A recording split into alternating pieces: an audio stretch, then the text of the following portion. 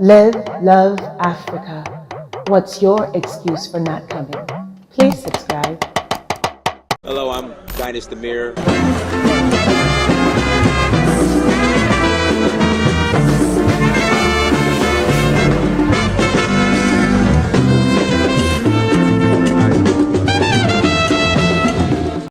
Peace, everyone. It is Prince Dynasty Mirror, Search for Uhuru. Thank you so much for joining.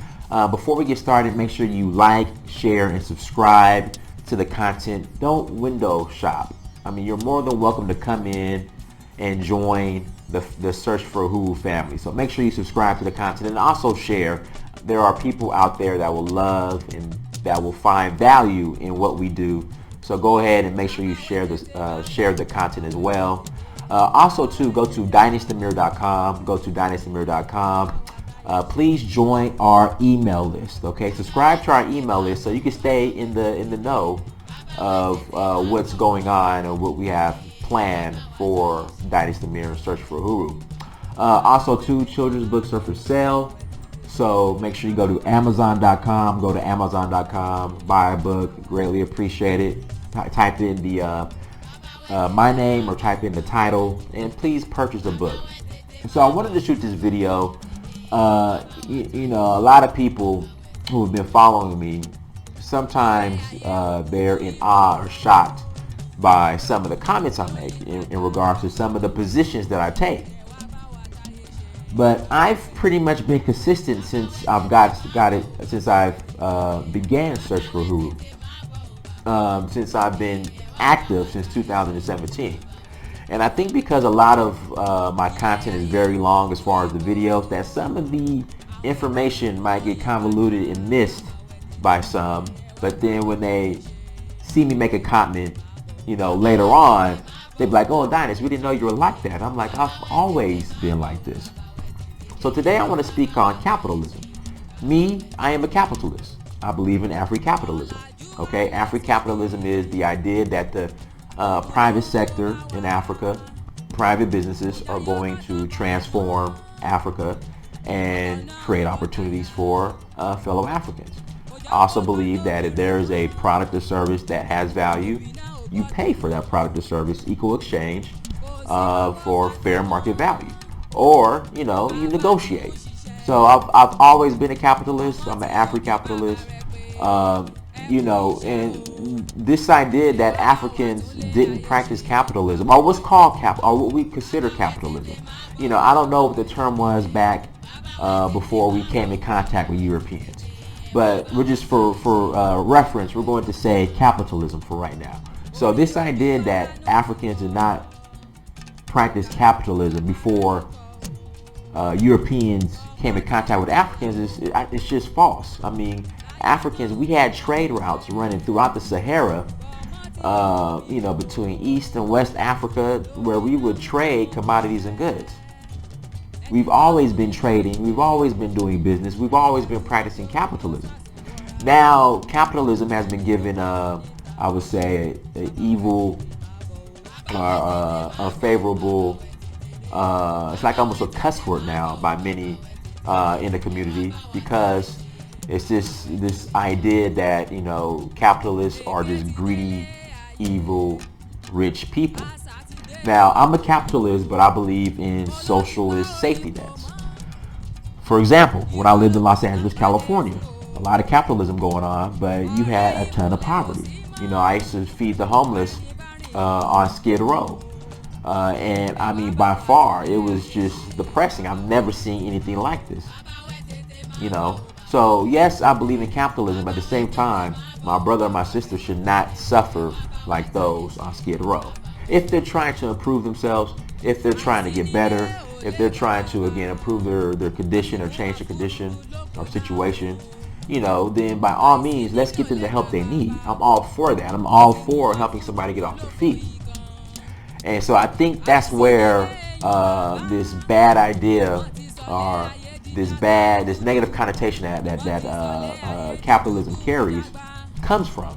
Because you see, I guess the CEO of a company making, you know, so for example, I believe the AT&T CEO who retired for the rest of his life is going to get over $200,000 a month salary, a month, around there.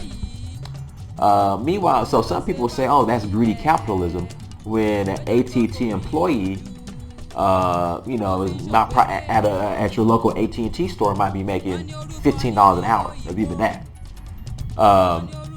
Your an AT&T employee who retired from AT&T, worked 30 plus years maybe. Their pension might be just $3,000 a month, but this ex-CEO is getting over $200,000 a month. I see no problem with that.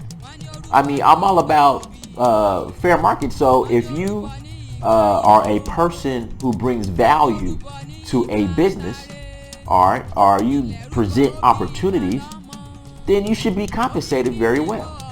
And so, I mean, when I hear people say, oh, these evil CEOs are getting these $1 million, the company isn't doing good, and they're getting these $1 million payouts, and these $1 million severance packages, I see no problem with it. So then the answer is, okay, well, you who disagrees with that, then you create your own business, you create your own institution, and then you set the rules. So again, I personally see no problem with that. All right, but again, I do see a problem where if my brother is struggling on the streets and is homeless, if he's trying to improve, make the effort. That's the thing, make the effort. Because, during my time on Skid Row, when I used to feed the homeless on Skid Row, the conditions were just ungodly and just the worst I've ever seen. People want to talk about Africa and these third world countries and the poverty. Take them to Skid Row. Skid Row is by far the worst I've ever witnessed, because you have the homeless situation, then you mix the drugs, then you mix the violence. I mean, it's a free-for-all. So, but the problem that I saw sometimes, yes, you had a few who were trying to improve and trying to get off of Skid Row and trying to improve their lives. But then you had another sector of people, demographic of people, who were content with being off Skid Row. Were content with the food, the handouts. Were content with, the illegal activity they were getting involved in Skid Row. And see, that's where I disagree. So I think capitalism is a tool that can be used to help people in need via social safety nets, to lift that person so they can then be put back in a position to compete in capitalism. That's how I roll. That's the way I've always been.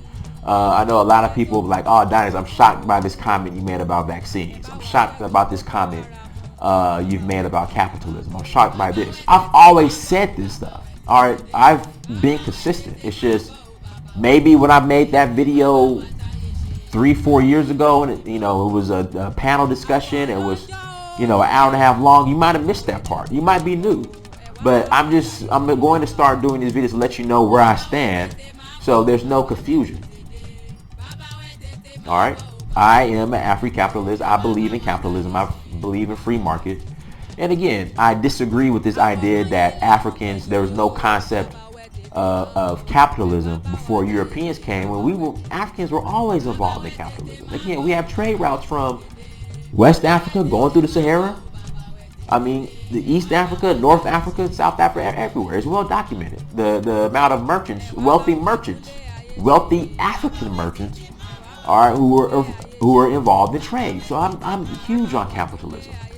And then you get these people who come on and say, oh man, I don't want to practice the white man's capitalism, but they love this white guy named Karl Marx. I don't understand it.